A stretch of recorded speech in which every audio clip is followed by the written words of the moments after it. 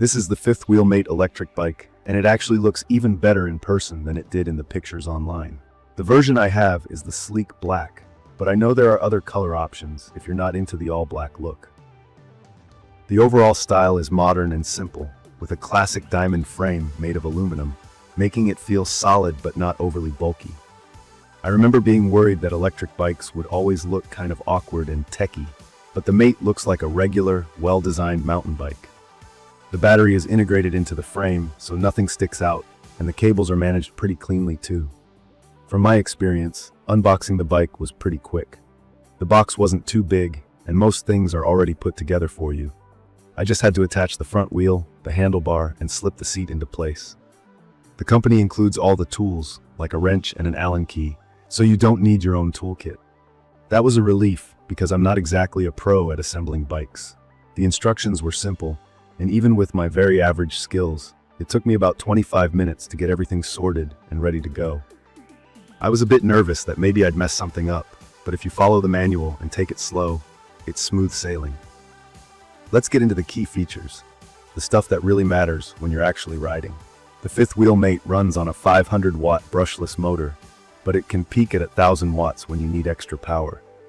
This basically means you get strong acceleration and you don't have to struggle up hills, even with a backpack or some groceries. The top speed is listed as 23 miles per hour, and I was able to hit that speed with pedal assist on a flat stretch, so that claim is real. For everyday city use or for casual rides on trails, I really felt like it had more than enough power. Sometimes with smaller e-bikes, I'd worry about running out of steam halfway up a hill, but that's not a problem here. The removable battery is another thing I love. It's a 468 watt-hour lithium-ion battery, which, to break it down, means you get about 25 miles if you're using full electric throttle and up to 45 miles if you go with pedal assist mode. Pedal assist is where the motor kicks in to help you while you pedal, so it gives a nice little boost. Full electric means you just twist the throttle and don't need to pedal at all. From my experience, that range is more than enough for daily errands, commutes to work, or weekend adventure rides. I did a round-trip commute of about 18 miles in pedal assist and had a bit under half the battery left when I got back home. It makes life way easier that you can just take the battery out with the key and charge it indoors, especially if you live in an apartment or want to keep the bike outside.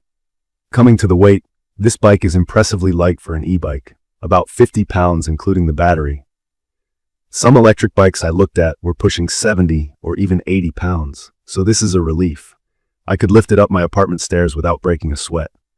The maximum rider and gear limit is 265 pounds, so just something to keep in mind if you plan to carry heavy loads. When it comes to comfort, I was actually surprised. The front suspension is adjustable and helps a lot when rolling over potholes or bumpy roads.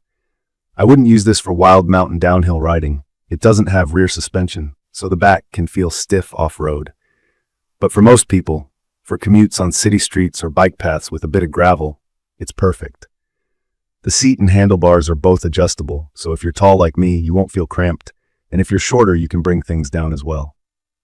The geometry lets you sit upright or lean in, depending on your style, and the handlebars don't wobble or flex when you're riding, which is always a good sign. As a new rider to e-bikes, the LCD display was super helpful.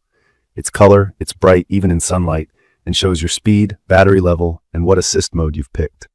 There are 3 modes, Eco, Normal, and High, but you can also turn the assist off altogether if you just want old-school pedaling. The controls are on the left handlebar. Just hold the power button to turn it on. Plus and minus buttons let you pick your assist level. I had to get used to the throttle, which is on the right handlebar like a motorcycle. A small twist, and you're off. I was surprised how quick it responds. If you're brand new to e-bikes, it's good to know the throttle only works when the system is on, and you can set the bike so the throttle function is disabled by putting the mode to 0, which adds peace of mind if you have kids around. There are quality of life features too. The LED headlight is very bright. I tried it on a night ride, and it made me feel much safer since cars and other cyclists could actually see me. The horn is much louder than you'd expect, not some weak beep, so it's handy if you ride in busy places. You even get reflectors for the front and back. For braking, you get mechanical disc brakes on both wheels.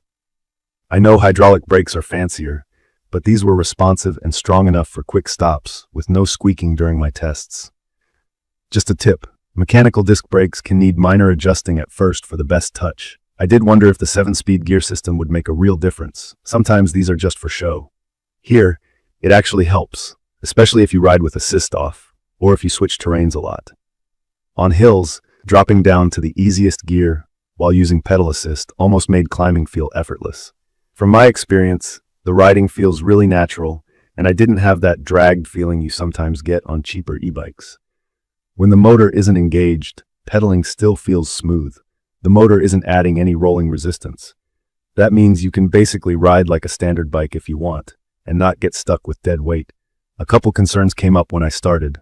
One, would the battery really last, or would I be stuck charging all the time?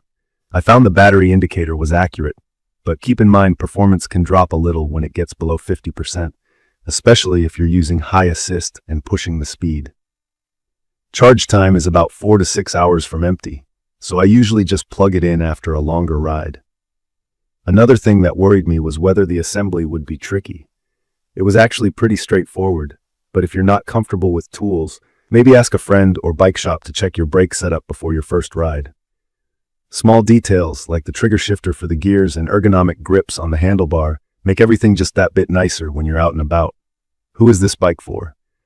In my opinion, it's perfect for anyone who wants an easy way to get around the city, whether it's to school, work, or just for fun on weekends. I'd recommend this for beginners, all the way up to people looking for a serious commuter option. It's also great if you're just getting into e-bikes and don't want anything too complicated or overly heavy. The price is reasonable for all you're getting. The features make it feel more premium than what I paid. In conclusion, the fifth wheel-made electric bike brings together everything I wanted. It's strong, well-built, lightweight, and simple enough for a new rider, but not lacking in tech. I like it for daily use, and the removable battery, strong motor, and smooth ride make it an easy recommendation. If you've been on the fence about trying an e-bike, this is a solid way to start without getting overwhelmed. Please check the comments section for detailed information about the fifth wheel-made electric bike. Thank you for watching.